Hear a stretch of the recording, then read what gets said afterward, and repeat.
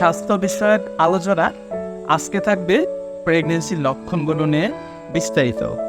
প্রিয় দর্শক, চলুন শুরু করা যাক আজকের আলোচনা। Implantation bleeding. প্রেগনেন্সির শুরুতে ভ্রূণ যখন জরায়ুতে জায়গা করে নেয় তখন কিন্তু এক ধরনের ব্লিডিং শুরু হয়, সেটাকে ইমপ্লান্টেশন ব্লিডিং বলে আমরা চিনে থাকি।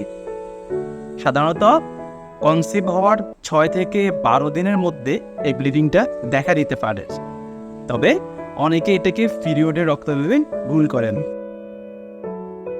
অনেক নারীদের ক্ষেত্রে, বেশিরভাগ নারীদের ক্ষেত্রে স্তনে ব্যথা থাকতে পারে।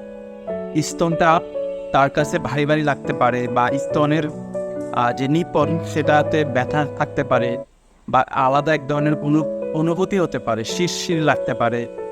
উনি যখন জামা কাপড় পরবেন তখন হয়তো ওনার ব্রেস্টে ব্যথা লাগতে পারে বা নিপলে ব্যথা পেতে পারে।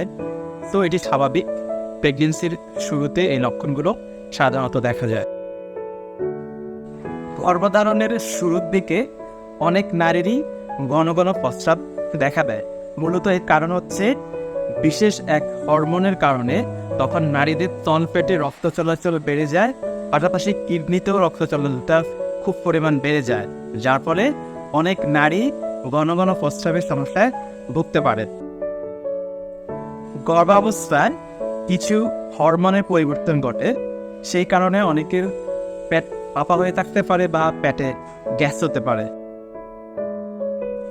Mood swing.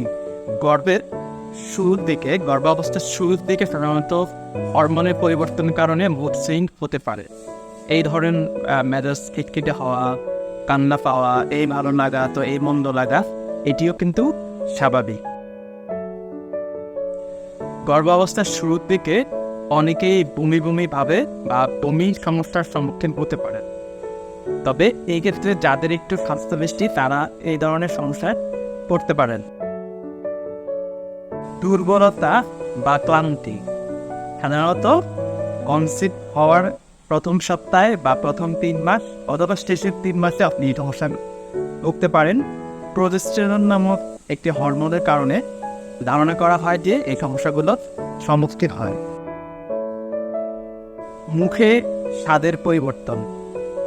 দেখা গেল আপনি এমন একটা খাবার আগে খুব পছন্দ করতেন, ঠিক এই মুহূর্তে এসে কনসিভ অবস্থায় এসে আপনার সে খাবারটা একেবারে বিরক্ত লাগবে বা অস্বস্তি বোধ হবে।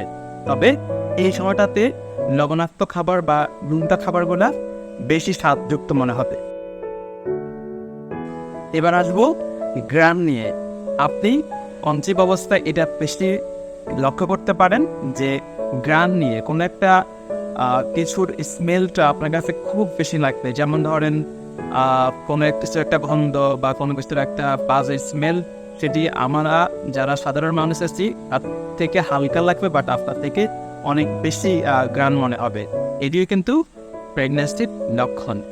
প্রিয় দর্শক, আজকে এই পর্যন্তই। আজকে আলোচনা করলাম প্রেগনেন্সির লক্ষণগুলো নিয়ে।